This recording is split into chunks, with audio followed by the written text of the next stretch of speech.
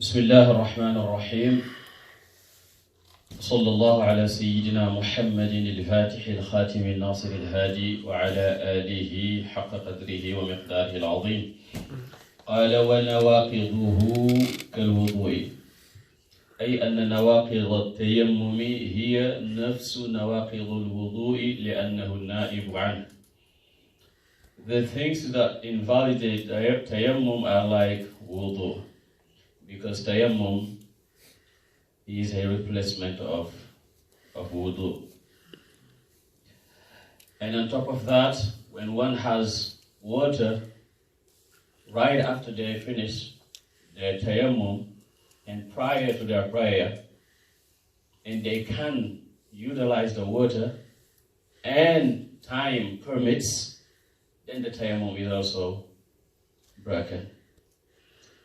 What do I mean if they can utilize the water? If they have the water, but they are sick, or they fear that if they utilize the water, by the time they make wudu, time of salah will pass, then they can make salah with the very tayammum they perform.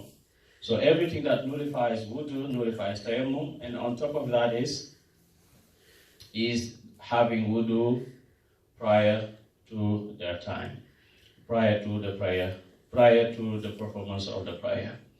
And the lead for that is the hadith of two men who were traveling during the time of Rasulullah sallallahu alaihi wasallam, and when it was time for salah, they didn't have water, so they made tayammum. And when they finished their tayammum, when they finished their salah, they had water. One repeated the salah and the other one didn't repeat his salah. When they come to the Prophet ﷺ, he said to the one who did not repeat his salah, you have done that which is sunnah. And to the one who repeated his salah, he told him, you will have 2 rewards.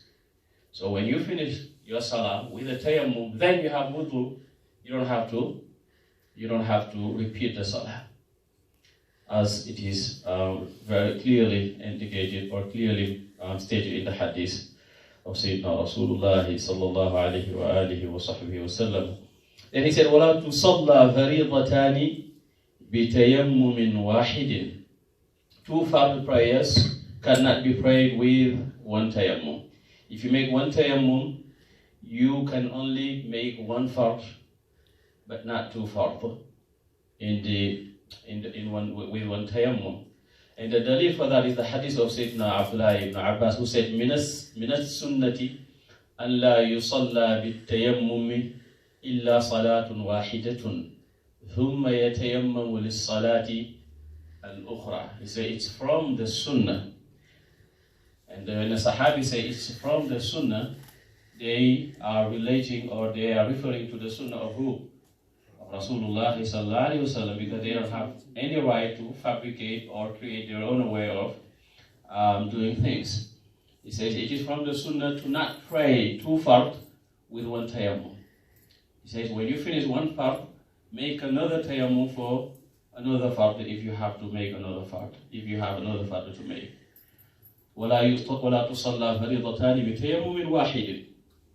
Then he said, وَمَنْ تَيَمَّمَ لِفَرِيضَةٍ جَازَ لَهُ النَّوَافِلُ بَعْدَهَا وَمَسُّ الْمُصْحَفِ وَالطَّوَافُ وَالتِّلَاوَةُ إِنْ نَوَى ذَلِكَ وَاتَّصَلَتْ بِالصَّلَاةِ وَلَمْ يَخْرُجِ الْوَقْتُ. The one who performs tayammum for a fard prayer may pray nafila prayers. So what is prohibited is 2 fard with 1 tayammum. But it is okay if you do nafila right after fard. So one can pray nafila prayers after the fard. Touch the Quran, make tawaf, and recite the Quran if he had intended that. Because the Prophet ﷺ said, إِنَّمَا الْأَعْمَالُ بِالنِّيَّاتِ وَإِنَّمَا لِكُلِّ امْرِئٍ مَّا نَوَى. وَلَمْ يَخْرُجِ الْوَقْتُ. And this is done immediately after the prayer. وَاتَّصَلَتْ بِالصَّلَاةِ وَلَمْ يَخْرُجِ الْوَقْتُ. This is done immediately after the prayer, and the time of the prayer has not excited. Because if the time of the prayer has excited, so the Tayammum is not for that prayer anymore. And then he said, وَجَازَ بِالتَّيَمُّمِ النَّافِلَةِ كُلُّ مَا ذُكِرَ إِلَّا الْفَرِيضَةِ. Tayammum for a nafila makes all the aforementioned permissible except a fard prayer. Meaning, if you make tayammum for a nafila, you can pray another nafila with it. You can touch the Quran with it. You can recite the Quran with it. You can make tawaf with it. But you cannot make a fard prayer with a nafila tayammum. You can make a nafila prayer with a fard tayammum, but not the other way around. وَجَازَ بِالتَّيَمُّمِ النَّافِلَةِ كُلُّ مَا ذُكِرَ إِلَّا الْفَرِيضَةِ. Then he said, وَمَنْ صَلَّى الْعِشَاءَ بِتَيَمُّمٍ قَامَ لِلشَّفْعِ وَالْوَتْرِ بَعْدَهَا مِنْ غَيْرِ تَأْخِيرٍ. Whoever prays Isha with tayammum is allowed to pray shafa' wal witr afterwards if there is no delay. You know, shafa' wal witr, there are sunan mu'akkada, but there are sunan. So they are nawafil. They are among the best and the most recommended nawafil, but there are nawafil from among other nawafil. So if you pray Isha with a tayammum, you can go right away and perform shafa' and witr. Then he said, وَمَنْ تَيَمَّمَ مِنْ جَنَابَةٍ فَلَا بُدَّ مِنْ نِيَّتِهَا. If one is making tayammum while in a state of janaba, there must be that specific intention. Because janaba has to be removed with ghusl, full bath. And tayammum, in the most famous opinion, does not remove impurity.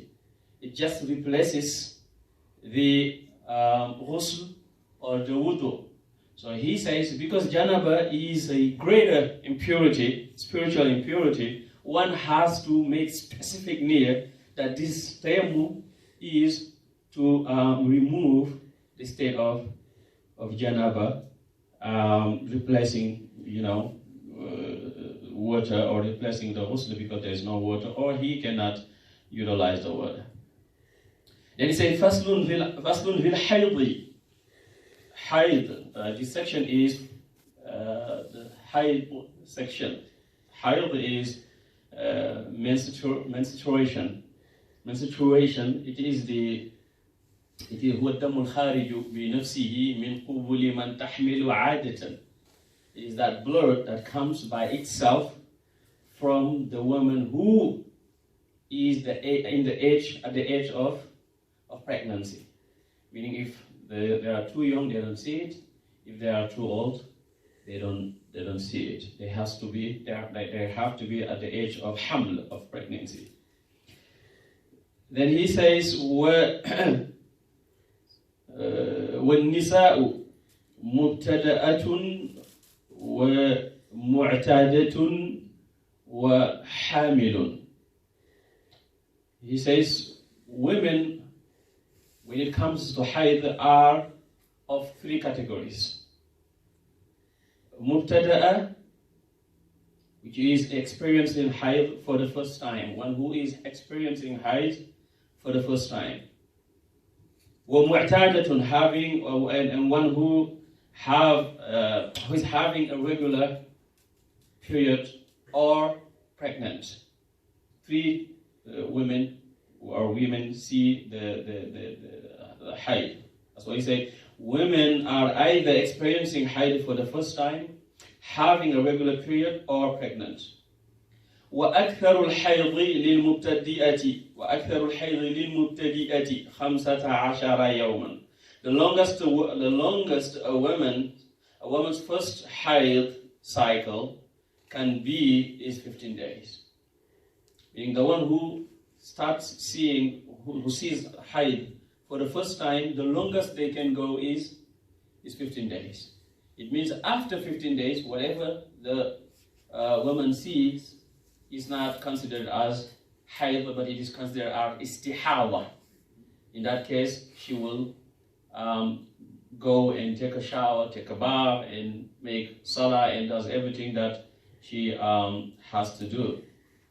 And that blood that is coming needs to be checked by a doctor or a specialist. وَلِلْمُعْتَادَةِ عَادَتُهَا. And the most for a woman with a regular cycle is her normal period. The woman who sees regularly this haid, those very days she usually sees them, is the most she has to wait. And there is a case here. He says, فَإِنْ تَمَادَى بِهَا الدَّمُ زَادَتْ ثَلَاثَةَ أَيَّامٍ. If the blood continues to flow, then she would add 3 days to her longest cycle, as long as what? مَا لَمْ تُجَاوِزْ 15 يَوْمًا. As long as it does not make it more than 15 days. Let's say this woman sees her period every day, every time, 15 days is what she usually sees it. So she cannot add any day because that's the longest a woman should wait. But if she sees her period 12 days a month, and this month it comes and it continues to flow, she is asked to what? To add 3 days. And that will make it what? 15 days. After that, she cannot.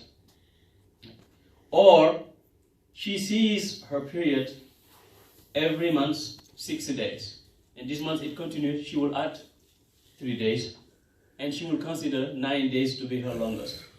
Next month, if it arrives and it goes, she adds 3 days. And then 12 days will be her longest.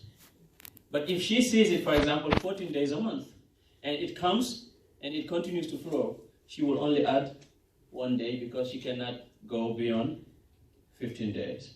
That's why she says if the blood continues to flow, then she should add 3 days to her longest cycle period, as long as it does not make it more than 15 days.